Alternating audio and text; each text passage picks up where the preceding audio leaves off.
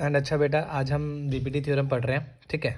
तो सभी को पता है सबसे मोस्ट इम्पॉर्टेंट टॉपिक है तुम्हारा एनसीईआरटी बुक का, और एग्ज़ाम में डेफिनेटली डन है कि आएगा। थ्योरम 6.1 है एनसीईआरटी की। तो मैं आप सभी जानते होंगे इस थ्योरम का नाम है बीपीटी थ्योरम, ठीक है। तो मैं बीपीटी थ्योरम को आपको तीनों तरीके से बता देता हूँ कि एग्जाम में किस पॉइंट ऑफ व्यू से एग्जामिनर क्वेश्चन पुट करता है। फर्स्ट आपको डिफाइन लिखा हुआ है यहाँ पर, if a line is drawn parallel to the one side of a triangle to intersect the other two sides in a distinct point, the other two sides are divided in the same ratio, ठीक है। ये definition है, तो इसको समझने की कोशिश करते हैं डायग्राम के थ्रू। आपके पास एक लाइन है, उस लाइन का नाम है डीई लाइन। अब ये एक ट्राइंगल है गिवन ABC। इस ट्राइंगल को ये डीई लाइन क्या कर रही है, कट कर रही है टू डिस्टिंक्ट पॉइंट पर। Number 1 is 3 and number 2 is E। अब ये देखो, ये लाइन पैरेलल किस लाइन के है, इस लाइन के। ये लिखा हुआ है if a line is drawn parallel to the one side of a triangle. एक ऐसी लाइन को ड्रॉ करो जो वन साइड ऑफ ट्राइंगल के पैरेलल हो। कर दी ड्रॉ। अब ड्रॉ करने के बाद क्या होगा, ये इस ट्राइंगल को क्या करेगी, डिवाइड करेगी किस रेशो में, AD। मतलब देखो इस ट्राइंगल को कट कर रही है, ये DE ट्राइंगल है, ये DE लाइन है, इस ट्राइंगल ABC को कट करेगी। किस रेशो में कट करेगी बेटा, देखो AD upon DB and AE upon EC। इतनी तो बात क्लियर हो गई सबको।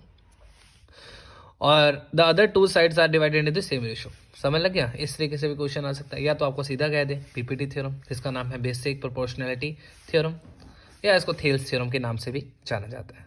तो स्टार्ट करते हैं, लेट्स स्टार्ट। तो सबसे पहले आपने लिखना किस वे से है, क्योंकि थ्योरम के 6 मार्क्स या 4 मार्क्स का क्वेश्चन आता है, ठीक है। पंजाब बोर्ड वाले स्टूडेंट्स के लिए भी इंपॉर्टेंट है बेटा, CBSE के लिए तो है ही है। तो गिवन आपने सबसे पहले गिवन क्या लिखना है। गिवन में आपके पास क्या गिवन था, आपके पास इन ट्राइंगल ABC। ऑब्वियस ही बात है, आपके पास एक ट्राइंगल ABC गिवन है और DE लाइन किस लाइन के पैरेलल है, BC। ये हमेशा गिवन होगा कि DE लाइन किस लाइन के पैरेलल है, BC लाइन के पैरेलल है। तो आपने टू प्रूफ क्या करना है, ऑटोमेटिकली जब ये लाइन इस साइड के पैरेलल थी तो इसने इस लाइन ने इस ट्राइंगल को कट कर दिया किस रेशो में, AD upon DB and AE upon EC, ठीक है ना। देन कंस्ट्रक्शन करोगे, कंस्ट्रक्शन में आपने क्या करना है, जॉइन BE एंड CD। देखो उसने क्या लिखा है, BE को ज्वाइन करो और CD को ज्वाइन करो। क्लियर है इतना सा। फिर उसने लिखा है draw DM perpendicular to AC। Now DM perpendicular to AC side. अब मैं यहाँ से एक परपेंडिकुलर ड्रॉप करता हूँ, जिसका नाम मैं डाल रहा हूँ DM perpendicular to AC side. And similarly लिखा है मैंने EN, मतलब यहाँ पर एक परपेंडिकुलर ड्रॉप किया है EN perpendicular to AB line पर, ठीक है। इतनी बात क्लियर है।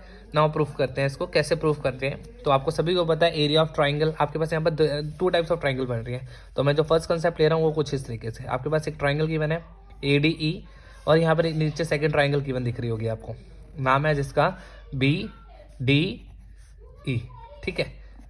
तो आपके पास फर्स्ट ट्राइंगल कौन सी है, ADE, और सेकंड ट्राइंगल कौन सी है, BDE। दोनों को डिवाइड करना है, दोनों के रेशियो के एरिया ऑफ ट्राइंगल्स को, area of triangle ADE and area of triangle BDE। तो एरिया ऑफ ट्राइंगल निकालने का फॉर्मूला सबको क्लियर है, क्या होता है बेटा बताओ, 1/2 बेस इंटू हाइट, नीचे सेम 1/2 बेस इंटू हाइट। तो 1/2 एज इट इज। तो फर्स्ट वाले ट्राइंगल के लिए जो एरिया ऑफ ट्राइंगल ADE है उसका बेस क्या होगा, तो मोस्टली बच्चे मुझे ये बताएंगे सर बेस DE होगा। बट आपने यहाँ पर एक चीज़ और की है, यहाँ पर कंस्ट्रक्शन की है। कंस्ट्रक्शन में आपने यहाँ से एक परपेंडिकुलर ड्रॉप किया है जिसका नाम है EN। दिख रहा है सभी को। अब देखो, जब भी आप परपेंडिकुलर से किसी चीज़ पर ड्रॉप करते हो, फॉर एग्जांपल ये ट्राइंगल है, अगर मैं यहाँ पर परपेंडिकुलर इस पर ड्रॉप कर रहा हूँ तो बेस ये होगा। अगर मैं परपेंडिकुलर ड्रॉप यहाँ पर कर रहा हूँ तो बेस ये होगा। अगर मैं परपेंडिकुलर ड्रॉप यहाँ कर रहा हूँ तो बेस क्या होगा, इस वाली साइड होगा। इतनी बात क्लियर है। तो सिमिलरली 1/2 बेस, तो base is already known as AD। अब कोई बच्चा मुझे यहाँ पर ये ना बोले कि बेस क्या होगा सर, DE। क्लियर है ना, क्योंकि परपेंडिकुलर ड्रॉप किया तो बेस क्या हो जाएगा, AD। लिख लिया आपने AD ना। हाइट आपने क्या ड्रॉप किया, अभी EN किया ना, नाम EN दिया तो आप उसको हाइट को दो EN ना। नीचे वाली ट्राइंगल कौन सी थी बेटा, BDE। अब BDE का तो देखो यहाँ पर कोई परपेंडिकुलर ड्रॉप नहीं हुआ, तो यहाँ पर ना ही, तो आप कैसे मान सकते हो, बेस इसको मानोगे, कंफ्यूज हो। मोस्टली बच्चे कंफ्यूज होते हैं।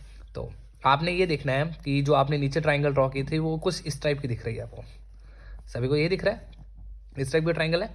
तो इस वाले ट्राइंगल का देखो, ऊपर वाली ट्राइंगल कुछ ऐसे थी। अगर इसका बेस ये माना है तो सिमिलरली इसका बेस भी ये मानोगे। क्यों, क्योंकि जो आपने परपेंडिकुलर ड्रॉप किया था वो इसी साइड किया था। अगर मैं इसकी बेस को थोड़ा सा और इंक्रीज करूं तो वो यहीं पर आके मीट होगा। तो मतलब जो बेस आपने जिस साइड AD लिया था वैसे इसका बेस भी क्या लोगे, DB। इतनी बात क्लियर है। इसका बेस कितना लोगे, db।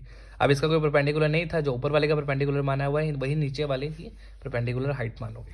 क्लियर है, ताकि en से en भी कट जाए और जो पहली रेशियो आपके पास प्रूव हो जाए जिसका नाम है AD/db। क्लियर है, इतना क्लियर है सभी को, यहाँ तक स्क्रीनशॉट मार सकते हो।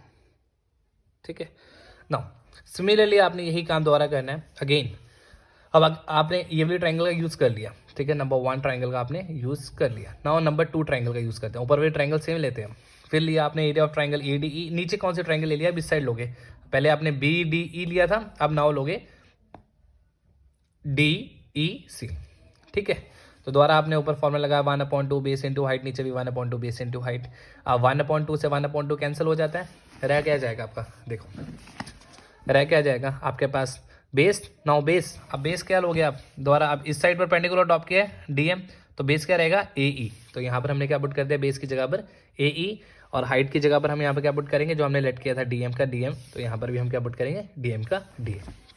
क्लियर है, नीचे वाली ट्राइंगल का बेस भी अगेन वही रहेगा, आपको मैंने पहले ऑलरेडी बता दिया EC।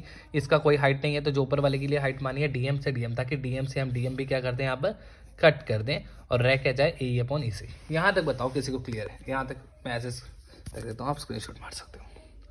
क्लियर है, ठीक है, तो यहाँ तक सभी बच्चों को क्लियर है। इसके बाद देखो मैंने क्या किया, एक रीज़न लिखा है, बहुत अच्छा सा रीज़न लिखा है कि triangle BDE and triangle DEC are on the same base DE and between the same parallel line, hence BC and DE. Now area of triangle BDE are equal to area of triangle DEC. इसका simply अगर मैं हिंदी में explain करता हूँ तो बता देता हूँ। देखो यहाँ पर सभी बच्चों को बड़े आसान से क्लियर हो जाएगा कि जो ये नीचे जो 2 ट्राइंगल बनी थी ना आपके पास, ये दोनों ट्राइंगल एक सिंगल बेस पर बनी है,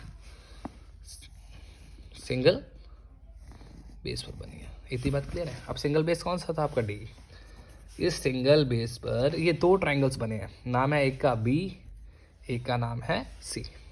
ठीक है, अगर नंबर 1 एंड नंबर 2 कभी भी 2 ट्राइंगल्स को अगर सेम बेस पर ड्रॉ किया जाए, ये एक ट्राइंगल ये होगी, एक ट्राइंगल ये होगी, अगर सिंगल बेस पर 2 ट्राइंगल्स बनती हैं तो दोनों का एरिया क्या होता है, इक्वल होता है। तो मोस्टली बच्चे ये रीजन नहीं लिखते हैं, तो आप इतना सा कंसेप्ट रखना है, if 2 triangles are made on same base या common base then the areas of BDE and area of DEC are equal. तो यहाँ पर मैंने वही चीज़ लिख दी है, तो लिख लोगे सभी बच्चे, देन आपका यहाँ से काम खत्म है। जस्ट सिंपली अब आपके पास ऑलरेडी आप बोल रहे हो कि BDE का एरिया किसके बराबर है, DEC। तो इक्वेशन नंबर 1 क्या थी आपके पास, इक्वेशन नंबर BDE ऑलरेडी किसके बराबर हो जाएगी, DEC के। आपने वही लिख दिया, पहली इक्वेशन नंबर 1 को किसके इक्वल कर दिया, इक्वेशन नंबर 2 के। अगर ये इक्वल हैं तो इनके रिजल्ट्स भी इक्वल होंगे। इसका रिजल्ट क्या आया था, AD/BD। नाउ इसका रिजल्ट क्या आया था, AE/EC। तो हैंस हम यही प्रूव करना चाहते थे कि अगर कभी भी एक लाइन को किसी ट्राइंगल के बीच में से क्रॉस किया जाए तो उसको सेम रेशियो में डिवाइड करता है। Ratio is AD/DB and AE/EC। तो होपली मुझे समझ लग गया होगा सभी बच्चों को जो भी मैंने बताया। तो प्लीज़ अगर आपको अच्छा लगा तो please like, comment and subscribe study with Nitesh, और जितना हो सके अपने फ्रेंड सर्कल में शेयर करो, ठीक है।